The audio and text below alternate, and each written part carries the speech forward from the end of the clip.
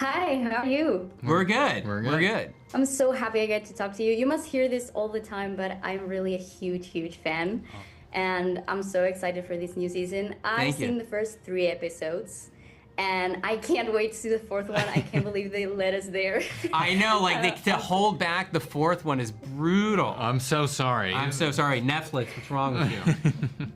It's fine. There's more excitement in me now, so it's great. Okay, and good, I've loved good. the 3 episodes. Oh, thank you. Yeah, and I wanted to start by asking that I know you're known for sneaking many movie references on the show, which I love. And I caught maybe an Aliens reference from Karen Wheeler in these episodes. And I was wondering, what other movie references can we expect this season without giving away too much? Yes. There's a lot. I mean, listen, I would say The Cell, which not many people have seen. I would say Home Alone, which a lot of people have seen. I would say Jurassic Park, which I would say a few people have seen. Back to the Future, which a few people have seen. The Great Escape, if you haven't seen that, incredible, one of our favorite movies from the 1960s, so a little bit older, on the older side. Those are probably the Children of Men. Children of Men is a reference point for us. Yeah. Not from a story point of view, but just from a filmmaking point of view. But yeah, I think those are some of the big ones. I love that. Can't wait to catch those moments. And you're bringing everything full circle now in this final season. And without major spoilers, what was the most challenging storyline to close in a satisfying way, and which one you always knew exactly how it would end? I would say that 11 in her storyline is probably the most. I would say that was the most challenging. She is in some ways the most. She's had a very complicated 5 seasons, complicated character arc from beginning to end, and we just wanted to make sure we wrapped up her story in a way that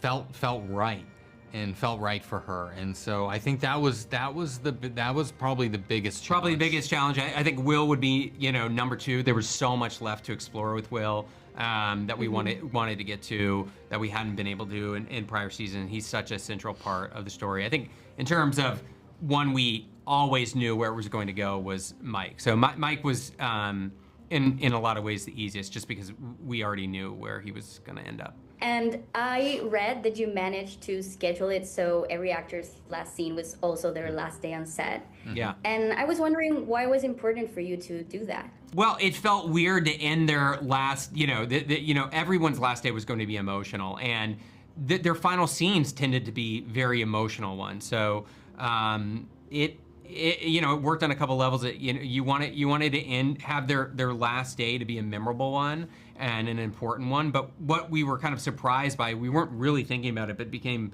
very apparent as soon as we started shooting them, is that the emotions that the actors were feeling on that day kind of really enhanced their performances. Like what you're seeing them express in those final moments in their scenes is really real and very raw. And I think the actors give some of their best performances, if not their best performances ever, in those final scenes. So we're really proud, even though each day was really hard to get through on an emotional level.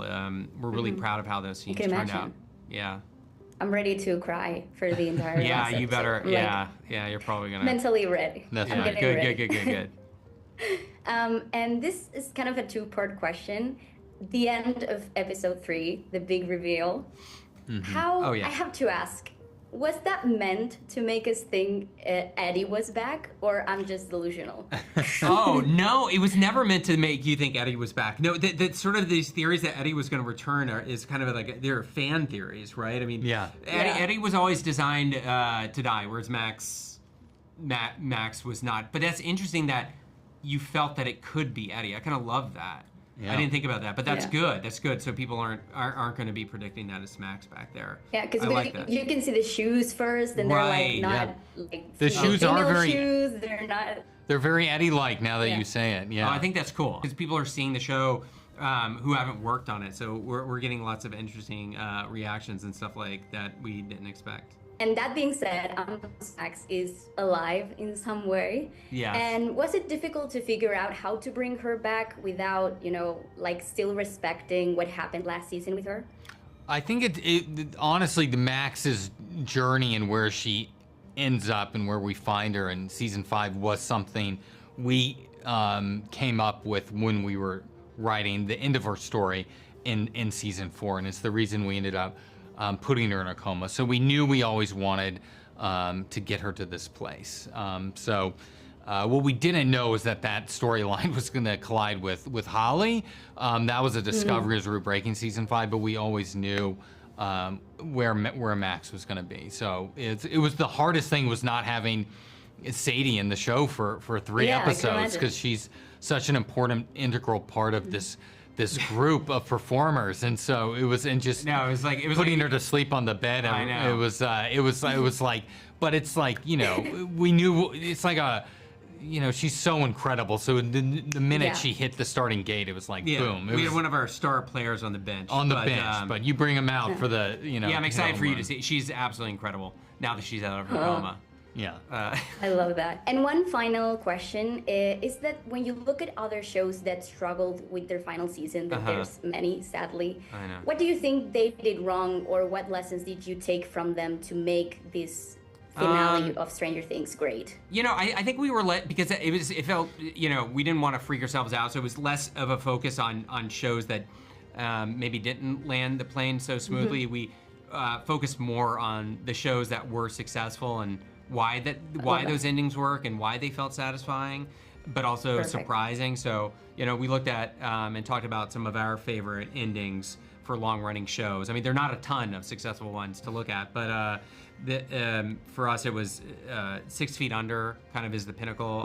There's Friday Night Lights is another big one. Breaking Bad. Is a great ending. So yeah, those were the main 3 that we looked at and sort of try to understand why they succeeded where others didn't, and those kind of became a touch point for us. Okay, perfect. Well, that's all the time we have. Thank you so much. Thank you. Yeah, you're welcome. Thanks. Thanks.